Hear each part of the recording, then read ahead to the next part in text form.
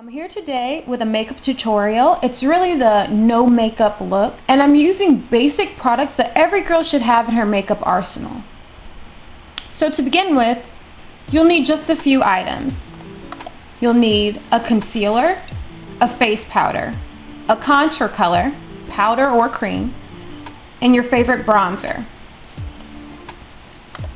Optionally, you may also want to grab your highlighting color, powder or cream, and a color corrector.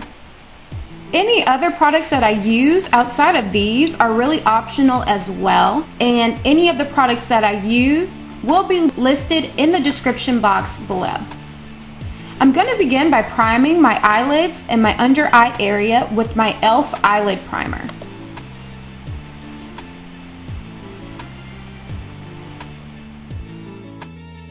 Rub that in and make sure that it really saturates into my skin. Next, I'm going to take my Maybelline Fit Me Concealer in 30, which is Cafe, and apply that just to my lids. I'm going to pat that in as a base for the eye look that we're going to do, and to really neutralize the darkness I have on my lids. If you really don't have any darkness on your lids, you don't have to do this step, but it is a great base.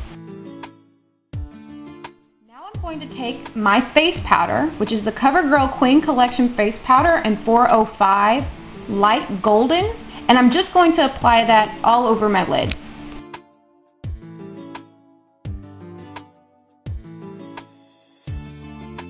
I'm next going to take my MAC Studio Tech Foundation in NW50.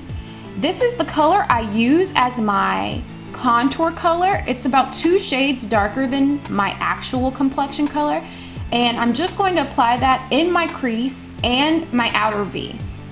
I'm using this to create a natural shadow on the eye, and it also helps to highlight under the brow naturally without using any color.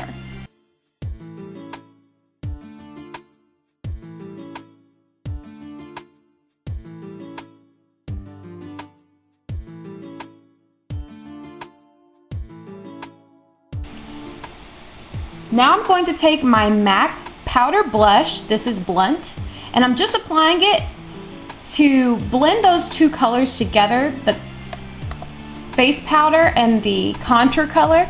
I'm next going to take my NYX concealer in a jar, and I use this as my color corrector. This step is completely optional, and it can be used in other places. For instance, if you have dark spots on your cheek, or maybe there's a scar you want to cover, you can add your color corrector to it. It's amazing what just a little bit of the color corrector can do. And once you add that color corrector there, just use a little face powder to neutralize it and bring it all back home. I'm now going back in with my Maybelline concealer in Cafe, and I'm applying that to the rest of my under eye area. I'm taking my favorite foundation brush, and I use this brush because it's pointed and it helps me really get into the inner corner of my eye. This is an EcoTools brush. I'm patting this product in rather than rubbing it for 2 reasons.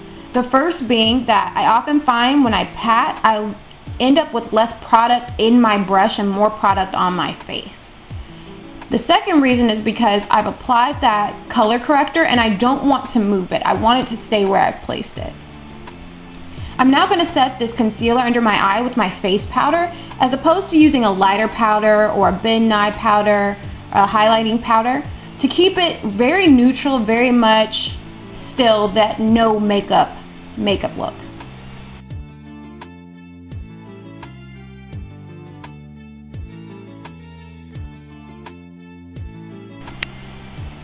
This step is optional, like I said before. Anything outside of those 5 things I mentioned in the beginning is really optional.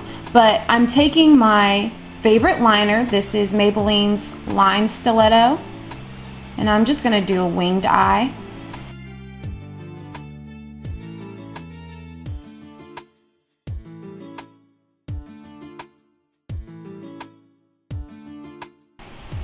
And I'm going to do the other side. I made a little mistake there, but I'll fix it off camera.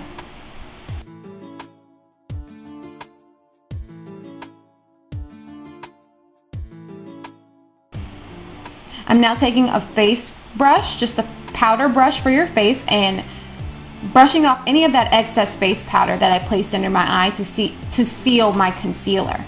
I'm now taking my bronzer, that MAC blush and blunt, and applying it to my cheekbones. I find that this makes my face look warm.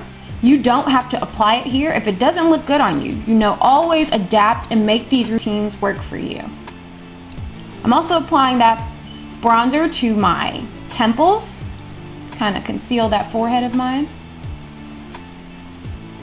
And then I'm just taking a matte black powder. I don't know where this is from. I got it in a gift basket, but I'm just applying that to the outer corner of my eye. This is also optional.